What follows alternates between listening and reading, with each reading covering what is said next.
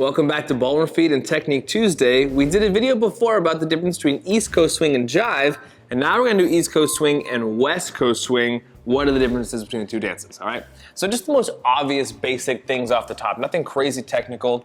The music is already a little bit different. So we said jive is very fast, East Coast swing is a little bit slower. And then West Coast swing is even slower than East Coast swing, right? So because again, the time difference in the music and the speed of it, we adjust the way we dance it. And then culturally, there's also some differences between the two, right? So most obviously first, if we go like East Coast swing again, which we're more familiar with. So in East Coast swing first, again, we said it's a little heavier, more earthier. We move across this flat plane without bouncing up and down like we do in jive. It shares this property with West Coast swing that it's also heavier and earthier. West Coast swing is just even slower, so we get a more exaggerated feeling of that dance, right?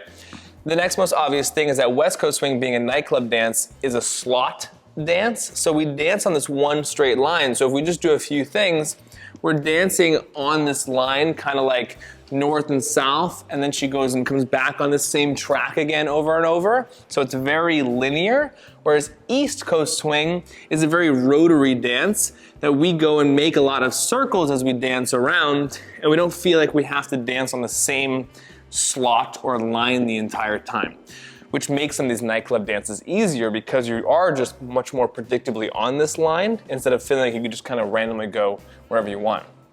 Next most obvious thing is that footwork wise, East Coast swing, we dance with our toes first like we do with other rhythm dances. So we're always going ball flat as we move around the floor, always using our toe first and staying forward weighted in the dance.